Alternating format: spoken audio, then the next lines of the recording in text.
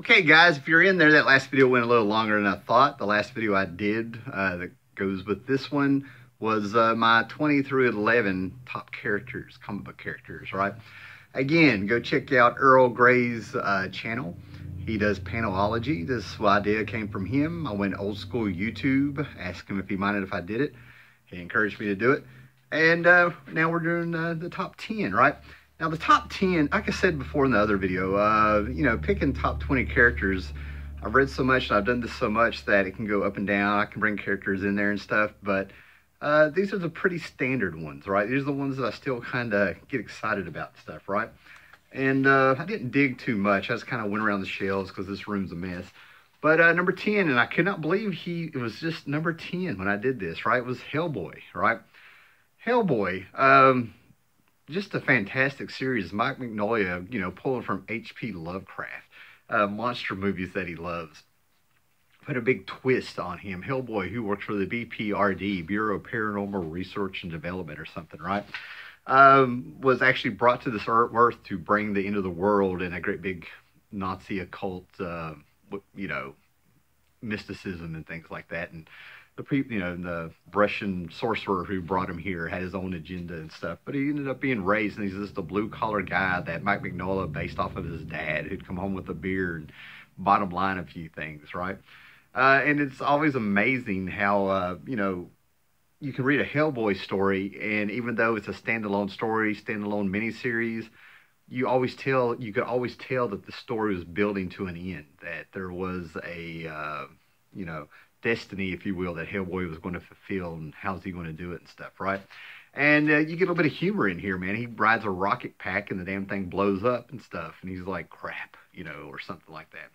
But the movies did it justice. There's another movie coming on, and I'm going to move on. I could talk Hellboy all day in this little world that he has and his weapons and how he's really took it serious and stuff, and come up with his own weapons that'll take out, you know, like a bullet that on the inside of it has holy water and mistletoe and all these little things that'll take out almost anything. They threw it in the movie, I think, right?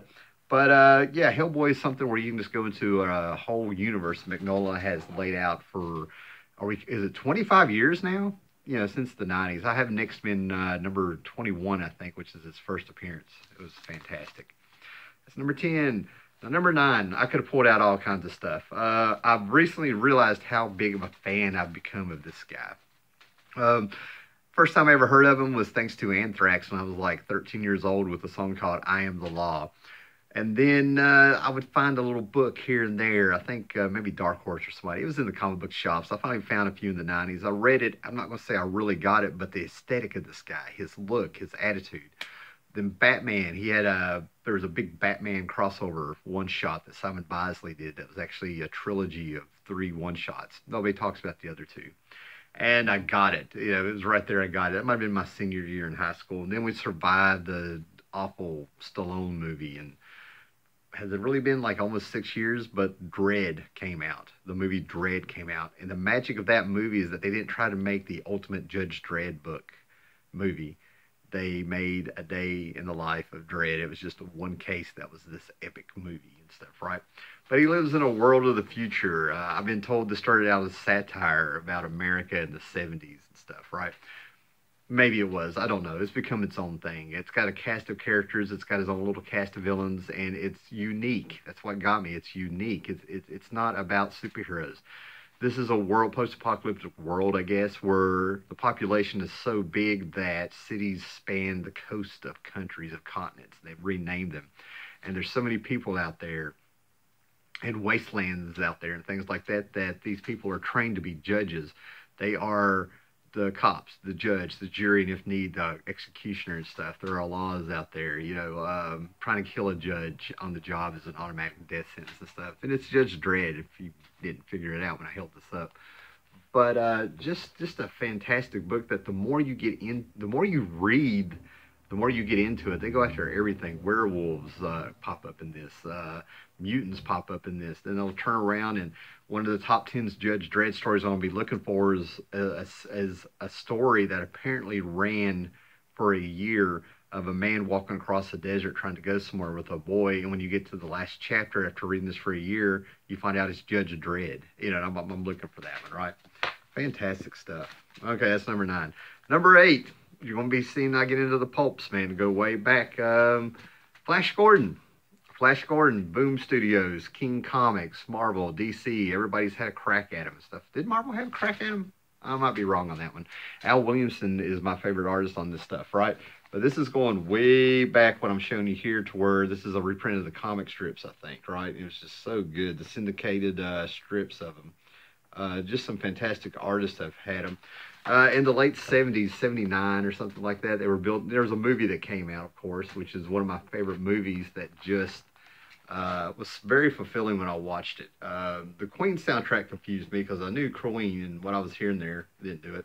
And I have a whole story how it was one of the first times I snuck off to go see a movie because I wanted to see Empire Strikes Back. My stepdad wouldn't take me. A couple months later, he's in the kitchen talking to a bunch of his buddies and talks about how badass Empire Strikes Back was. And I just looked at him. That's the only time I can think of that man really putting his head down. So when Flash Gordon came out, me and one of my buddies on a Sunday had a pocket full of change. And in my mind, we went 4 or 5 miles walking down the railroad tracks of Richlands, Virginia, to the movies. And I watched this glorious movie that day and made it back, and nobody knew the better. I recently drove. Last year, I think I drove with the track, and it only came to be like 3 miles or something, but it was an adventure. But Flash Gordon, just so fantastic, has influenced so much. It's influenced Star Wars and, oh man, Adam Strange, and just anybody you can think of. Between Buck Rogers and Flash Gordon, it's who's first there, right? Okay, so I lost track. 10, 9, 8, 7, 6. It looks like Tarzan, Marvel, DC. I have some Dale comics. He's popped up at Dark Horse. He's been all over the place. We've had many movies. We had a Filmation cartoon. That's probably where I started loving the guy. Those Saturday morning cartoons, man. But I'm going to go ahead and tell you, this is one time that DC, specifically Joe Kubert, totally stomped Marvel, in my opinion, when they got it. This is John Buscema coming in with his Frank Frazetta style there, and I think Roy Thomas was helping retell the origin of Tarzan. I don't know if it's in this annual per se, but yeah, Marvel got a hold of it, and they really went weird places with it. Then you had Tarzan that came out, Joe Kubert, and the first 4, 5, 6 issues just was a magnificent masterpiece in storytelling in this medium of the origin of Tarzan. Just fantastic. And when it comes to Tarzan, I like when things go back to being primitive. You talk about evolution, where we came from monkeys and stuff. Well, you flip it on its head. Edgar Rice Burroughs wrote this fantastic novel of a kid raised by the monkeys and stuff and what he can do. And he grew up and ended up being king of the jungle. And the books, I grew up on the Filmation stuff, Lord Greystoke. I saw the old 30s serials and movies and things like that on PBS and things like that. And then when I sit down and read the book and how brutal it was, I was just like blown away. I was like, what am I reading here? It's just so much better. It's all good. Okay, are we at 5? Maybe we're at 5. I don't know. But we got quite a bit here.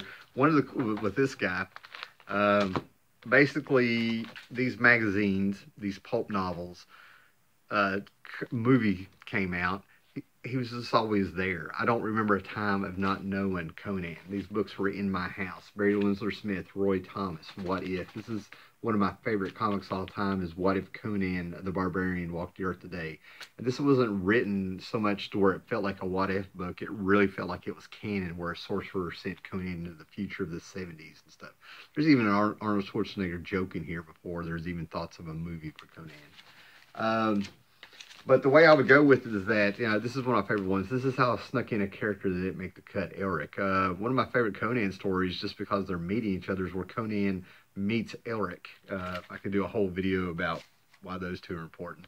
And one of the biggest, greatest conversations I ever had with a comic book creator, where I'm being generous saying it was a conversation because of a lot of listening, was when I met Roy Thomas. He's actually signed my Conan the Destroyer DVD on the inside and stuff, right? But was to sit down and will stand there at the table and stuff, and then kind of get comfortable. And Roy's a great storyteller. If you ever meet him in real life, his recall is amazing and stuff, man. But was to listen about Roy Thomas, who brought Conan into the comics and stuff, talk about him and stuff, right? Now, what I recommend is reading The Savage Sword of Conan. That's how they got away from the comic book code.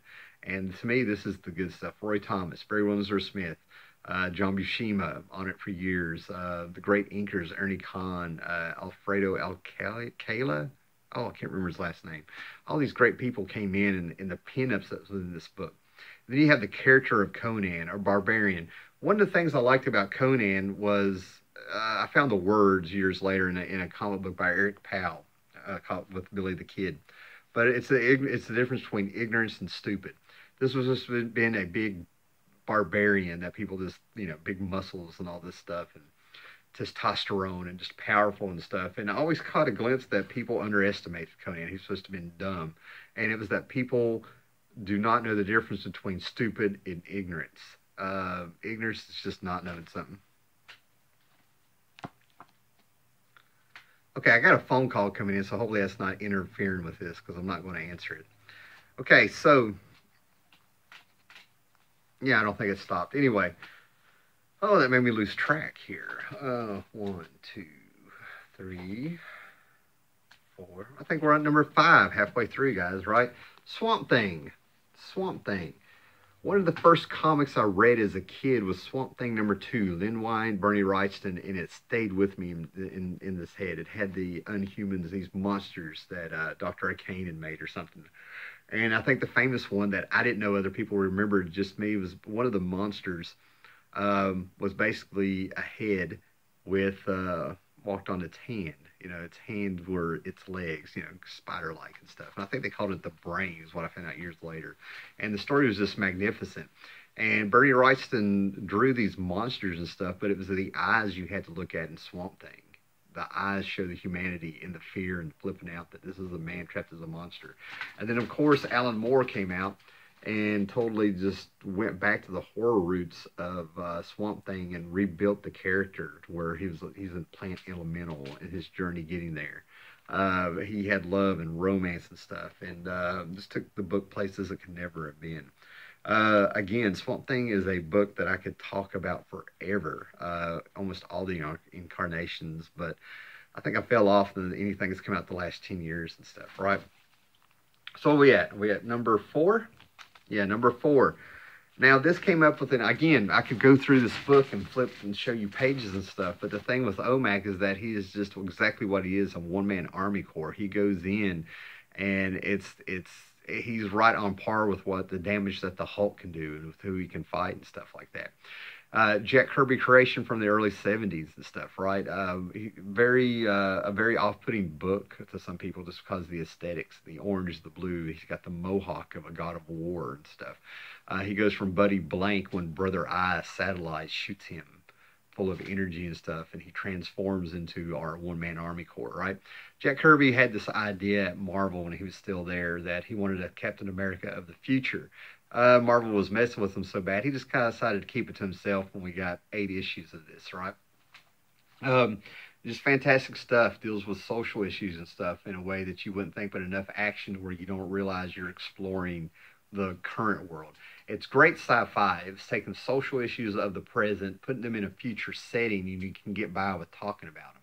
That's the magic of science fiction. You don't get a lot of backlash, and people are a bit more open-minded to watching and hearing things because they don't realize that's what you've done. It's really hidden in there like a chameleon. I was really excited because Byrne had left DC, went back to Marvel, and then he was slowly creeping out of Marvel, and he was coming out with 2112 and a few other books, and he came out with a 4-issue miniseries of O.M.A.C done in black and white with he did some tones on there and stuff like that. And it was really fantastic to see Byrne, who was a huge Kirby nut. I saw some of his early pencils. I kind of think he really did draw like Jack Kirby back there. And of course, he was the one that brought the Fantastic Four back to greatness and stuff like that. But word on the street, I never saw it documented, is that Jack Kirby did not approve of his 4-issue miniseries. And it actually, story-wise, I didn't think it was very good. Art-wise, it was fantastic. It was solid. But it's all about, do you like time travel stories? Do you basically answers the question, if you could go back in time and kill Hitler, would you? And stuff, right? But it comes out real grim and gritty there at the beginning of it, in this post-apocalyptic world and stuff. There's tribes of people that worship him. They offer him women, things like that. Just really far away. It's like he went into the Great Disaster instead of trying to prevent the Great Disaster. That leads up into Kamandi, if you will. That's how they've all put it together over the years. Number 3, Black Adam. Black Adam. 7 years old. I'm watching Saturday morning cartoons, and there's a TV show called Hero High, and we have Filmation cartoons in between the live action stuff, right? And they're showing Shazam cartoons. I had the VHS in there of all the Filmation cartoons of Shazam they showed. And in the middle of this one morning, this guy pops up, all dressed in black, with a big lightning bolt on his chest. It was just a fantastic costume that caught my eye. I had pointy ears and stuff, had that rough cartoon voice and stuff. Supposed to be the bad guy. I'm a Captain Marvel fan. Always have been, thanks to the live action show with ISIS and stuff, right? From the late 70s on Saturday mornings. And this guy grabbed me. All of a sudden, like, I completely forgot about Captain Marvel, and I was like, bring this dude back, right? Just fantastic. And then over the years, Black Adam was always one of my favorite characters. I had some friends that were into comic books, and some of our friends that we worked with would say, who's Tim's favorite character? This was number 1 for a long time. And when they said Black Adam, they were like, who? And it's too much to explain. And then all of a sudden, he pops up in Jeff Johns, Dave Goyer's, and James Robinson's, whoever was there at the time, pops up in JSA in the early 2000s. And the character ended up in 52, got his own miniseries, became a player, started getting big. And I'm just having these surreal moments that we could be there with Black Adam. And now there's supposed to be a movie being made. I'm just sort of like, I won. Number 2. Number 1 and number 2. You talk about a fight in my head, and I still don't know if I made the right choice. It's one thing about going back to the beginning of my comic book collecting and reading and things like that, and the book that has resonated with me more than any other book for a lot of reasons. I have several videos, and I can always find out more. But for this video, with the theme of fathers and sons with this number 2, and actually seeing a character who my friends got me back into reading the book when it was out, because they said, it's you need to give it another chance. A book that I had to sit down and walk away from once or twice because it was really weird seeing a reflection of me. I'm not saying this guy is me or copied from me or that close together, but there's certain things that happen in the books that it was really weird.